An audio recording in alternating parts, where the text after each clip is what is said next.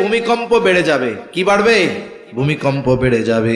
দুনিয়াতে যখন পাপাচার অনাচার বেড়ে যায়, জেনা ব্যভিচার বেড়ে যায়, অন্যের হক নষ্ট করা বেড়ে যায়, ওজনে কম দেয়া বেড়ে যায়, মালে ভেজাল দেওয়া বেড়ে যায়, ওই সময়গুলাতে ভূমিকম্প বেশি বেশি হয়।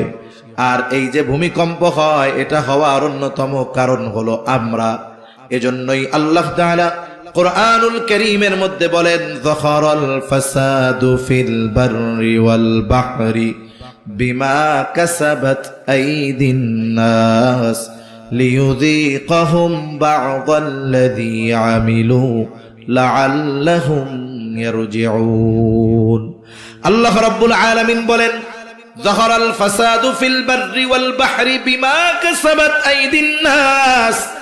জল স্থলে যত বিপর্যয়, এই যে জলে হয় জলোচ্ছ্বাস, আয়লা লাইলা সিডর, জমিনে ভূমিকম্প, অতিবৃষ্টি অনাবৃষ্টি, এই যে জল এবং স্থলে যত রকমের বিপর্যয়, আল্লাহ তাআলা বলেন বিমা কাসাবাত আইদিন নাস, এগুলা হলো সব মানুষের হাতের কামাই।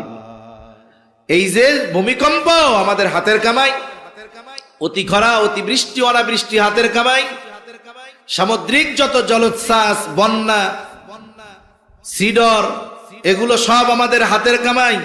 তবে আল্লাহ তাআলা এইগুলো যে আমাদেরকে দেন, ধ্বংস করে দেওয়ার জন্য দেন না, ধ্বংস করে দেওয়ার জন্য দেন না। অতীতের নবীদের উম্মতেরা যদি সর্বোচ্চ অবাধ্যতায় লিপ্ত হতো, এমনও সম্প্রদায় আছে আল্লাহ গজব দিয়ে সমূলে শেষ করে দিয়েছে। আমাদের এই কর্মের পরে আমাদেরকে এই সামান্য বিপর্যয় আস্বাদন আল্লাহ তাআলা করান কেন? বলে ছাত্র যদি অন্যায় করে, ছাত্র যদি অপরাধ করে, শিক্ষক তারে শাস্তি দেয়, ছাত্র ব্যথা পাইল, কষ্ট পাইল, বলেন তো শিক্ষক যে ছাত্রকে শাস্তি দিল, ব্যথা পেল, এটা কি শিক্ষক তাকে মেরে ফেলার জন্য দিয়েছে না তার ভালোর জন্য দিছে? মায়ের খেয়া জানি ও চিন্তা করে এই কাজ আর করবো না, এই জন্য দিছে।